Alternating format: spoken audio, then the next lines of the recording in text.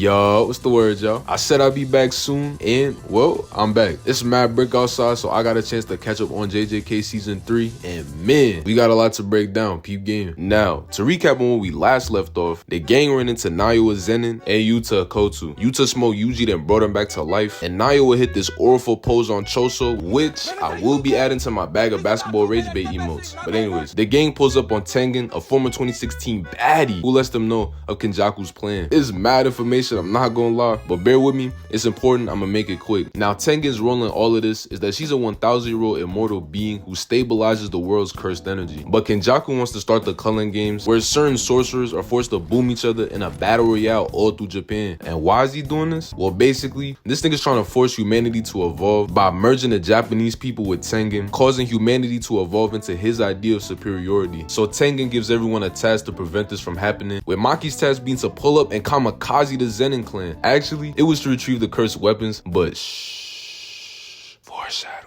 Now, not gonna lie, in sending Maki to retrieve those weapons, Tengen unknowingly sealed the Zenin clan's fate. Go ahead and play those saxophones of doom and despair. Your run is almost over. Now, as we know, the Zenin clan had been treating Maki like how niggas was treating Westbrook a few years ago. Their philosophy is that a chain is only as strong as its weakest link, and Maki, being a woman with no cursed energy, is the weak link in the chain to be removed. But now, for the moment JJK manga readers have been patiently waiting for, it's finally that time for Maki to run her fade with the Zenin clan. So Maki then pulls up, and first person she runs into is Naoya Zenin. And word up, bro, this nigga right here is the Andrew Tate of his verse. At the grown ass age of 27, talk about some, you know you a waste of space, right? You can't see curses, you can't use techniques, you don't even got the chatty. Bitch, get out of my face and go make me a sandwich. Just looking at you is starting to piss me off. This man wasted absolutely no time rage baiting. With niggas like him, you just gotta smile and go on about your day, cause entertaining their rage bait is generally not worth it. But shout out to Maki for not falling for the rage bait by just walking away. But in walking away, she runs into the Zenin clan's biggest instigator, her mom. Now, I've seen a lot of niggas talk about the scream, but what really caught my attention was what she said afterwards. Yo, again with the random ass strays. Nah, this type of hating, I won't wish this on my worst enemy. But for the second time, Maki chooses to be a bigger person and continues to walk on. Must have been training with the same Tibetan monks my son Batman be talking about. She pulls up to the gates of Taurus, where her pops Ogi Zenin is posted up. And this man is truly a dickhead, cause right next to him is Maki's twin sister Mai, hitting a little Dirk pose. Maki sees this and decides to skip introductions and get straight to it. Walking down with Gus sword in her hands, calm expressions on her face, ready to lay her dirty ass pops down if that fuck nigga tries some. This is mad oriful, I ain't gonna lie. The lights go out and them niggas get to throwing hands. She swings her sword and it breaks off impact, scoring her an easy lay at the start of the match. Not gonna lie, I'm feeling like a proud coach right now, man. And I'm not even coaching this game. Maki's pops then swings, and while it appears that he missed, we actually see Maki's chest covered in blood, revealing that he made contact and used cursed energy, knowing she wouldn't be able to see it. He then starts dragging both his daughters on the ground while yapping about how he could have been clan leader if his daughters weren't trashing their field. Bro's having the same problem Will Smith is having right now. And to add insult to injury, he throws them in a dungeon for curses to eat them. But Ma ain't going out like that. She goes over to Maki. When they both wake up, she tells her that she'll sacrifice herself so Maki can unlock her true potential. Since in the Jujutsu world, that's the only way to work out since they twins. Now, JJK is not no One Piece, but they know how to put emotions in their plots, I ain't gonna lie. Mai's last wish to Maki is for Maki to go back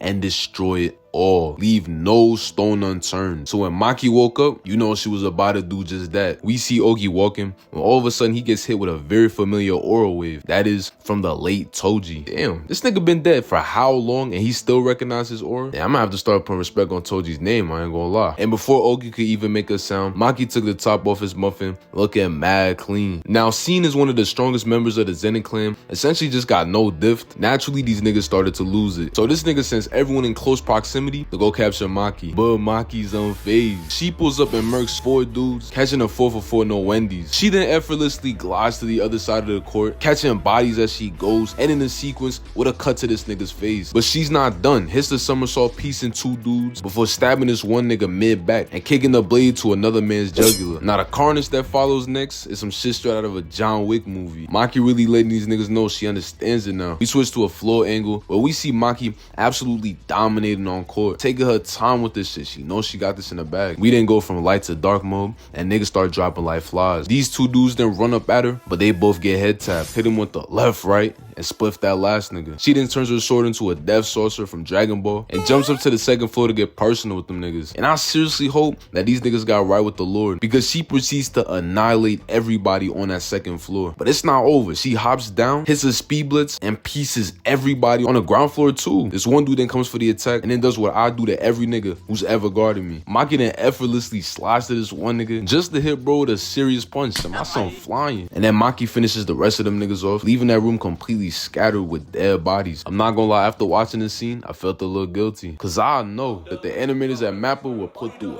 hell to give us this peak. Anyways, the battlefield rose up with the Hay pulling up as new opponents. They're supposed to be the strongest sorcerers in the Zenin clan, but to Maki, these niggas is just free eats. Maki pops out the cut, but no Buwaki parries, and he feeling proud of that little side step he doing. But Maki hits him with the S.Go, talk about some, and then to add insult to injury, he gets strikes with his own weapon in the back of the head. Unk then pulls up, and she doesn't even try to entertain this nigga. Sent that man straight to the Juice WRLD concert. Ronta's up next, using a technique that has Maki unable to move at all. And bro, look at this nigga Mud. This nigga genuinely giving it his all, bro. Nigga putting on for his team. Whole time his own mans is just sitting here trying to aura farm. And his technique was alright, but just like the rest, this nigga got folded. Head tossed in the water and all. And now, there's only one more person Maki gotta run the fade with. Naoya Zenin. Now, even though this nigga's a weirdo, even I gotta admit, he's not somebody to be taken lightly. They start throwing hands, but Naoya grabs her and hits her with a kick, sending her flying, while saying she's not Toji.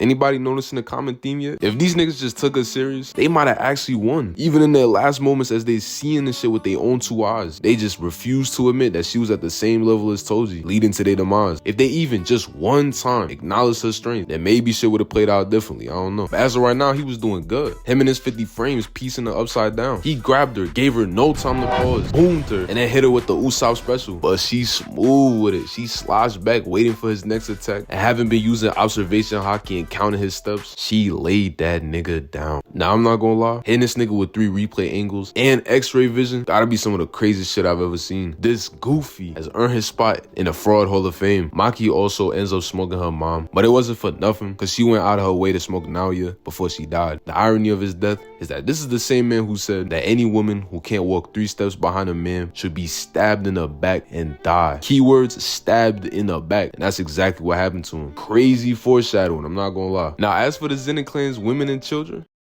well, what about them? Fuck them niggas. Overall, I'm not gonna lie, I never liked them niggas for real. And this is since day one. I could really care less about what happens to these niggas, I ain't gonna lie. But yeah, that's pretty much it. Round of applause to Maki for taking out the Zenin clan, and to the animators at Mappa for producing us JJK fans nothing but straight heat. But yeah, appreciate all y'all for watching. Stay safe, and I will be back. Safety. Eyes low off the drink, hit it, hoe forgot a name. Any spot with your main belly shot and give me brain. Hit her once, take your ass home, baby, you can't stay. Hit your bitch.